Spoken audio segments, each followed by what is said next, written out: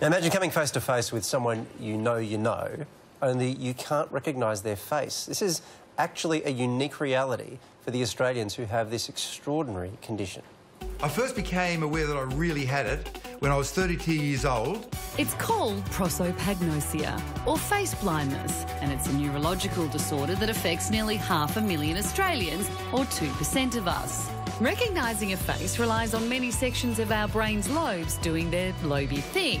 When these sections can't work as they should as a result of faulty genes or sometimes through injury, it makes it tough to process the intricacies of the human face. Famous people who famously have the condition are Brad Pitt, Stephen Fry, Victoria, Crown Princess of Sweden, and Dr. Karl Kruszelnicki. I was always aware that I had difficulty in recognising people's faces, so I go for secondary cues like, is your hair long or short? Do you have big eyebrows? Are they well sculpted, or are they just all over the place? I'll go for any clue I can. Amazingly, because it's often genetic, many Australians don't know they have it, and it largely goes undetected. That's why Dr. Sarah Bate at Bournemouth University in the UK has consulted closely with 50 adults with prosopagnosia to hear their stories and develop a new checklist to help identify the problem as early as possible. OK, let's see what we've got here. Confuses characters in films and TV shows.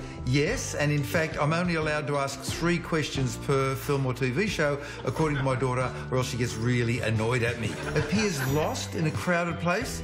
Yes, especially if I'm looking for somebody whom I'm supposed to know. Inability to identify people in photographs, family or friends. I'm pretty bad at it. Although there may never be a cure for face blindness, there's hope Dr. Bates' checklist can go towards giving youngsters with the condition a chance to start facial recognition training early. Paul Matthews has had prosopagnosia since birth, but was only diagnosed 4 years ago, and it's been a wild ride. Paul, how did you find out you had this condition? Well, it's a funny story, that.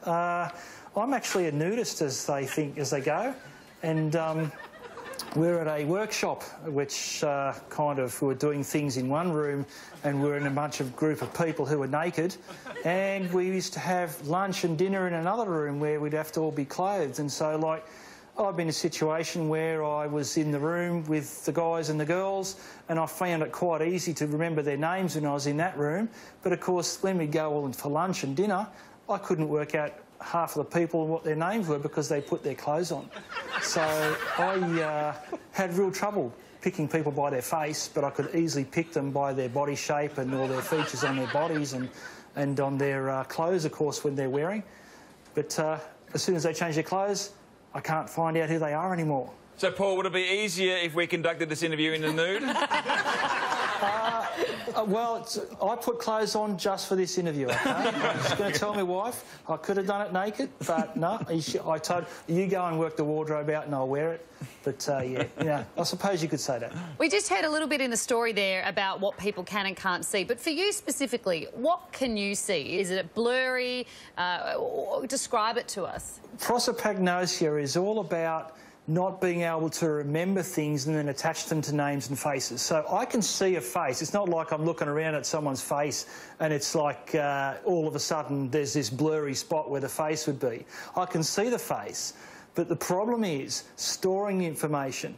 So normally when we talk to people and we have all of these different people we relate to, we've got this information that we might have for a particular person. Our brain kind of stores it in a particular box with that person's face on it. But for me, when I have a look for all that information, I see a bunch of boxes with blank faces. So I've got to find out other ways of working out who is who. Like, for example, something that person's done for me, or something I've done for them, or a particular place that I met them at. That's how I tend to remember people, or even their voice.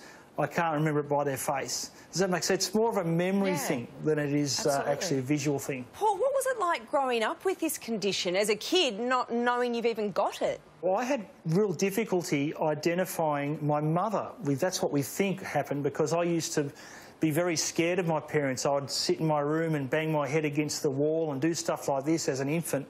I wouldn't want to relate to my parents. I'd be very scared of them. When I found out about this prosopagnosia condition, it pretty much rang a few bells for me to say, look, maybe that's what was happening back then. Maybe I had such a condition where I couldn't actually tell who my parents were. So how do you go now, Paul, with relationships? Like, how does it, say, impact your relationship with your wife? Fortunately for me, my wife is Fijian Indian, so she's got a compared to all the Anglos that we have here in Australia, she stands out in a crowd, so there's very little problem with me picking her out. And she's a lovely girl, so you know, in amongst the crowd, I'm going to pick her out straight away. Can't say the same thing for my kids. I must admit there have been times, not now, but maybe years ago, when both my kids have been going to primary school and I've been waiting to pick them up at a school. And all the kids have come out with their uniforms on. And I've actually had trouble finding my own kids in the crowd, and sometimes they've even run up and tapped me on the shoulder and said, here I am. And I'm sort of, oh, where did you guys come from? Well, what happens if you bump into somebody exceptionally famous? Hypothetically, let's say it's me. Would you recognise me? And it's Pete, by the way. Yeah, mate, it's extremely unlikely I'd recognise you, because I can tell you a funny story. I used to do work at Fox as an electrician. They also often called me electrician to the stars many years ago, back in the 90s, about 8 years in there. One day I was working in Stage 3, and this guy comes in, and I think I was working on Farscape at the time. This guy comes in and starts talking to me about Farscape and about what he's doing and these sorts of things, just, you know, things as you do. Probably talked for about 10 or 15 minutes with the guy before he, you know, said goodbye and left. And then the apprentice that I had with me at the time came up and politely reminded me that that was Hugh Jackman. Wow. So, I had no idea that's who it was. I'm less offended now that you wouldn't recognise me now. But that's exactly right. It's a very embarrassing thing, mate, because people in our society expect you so much to be able to identify people at the drop of a hat.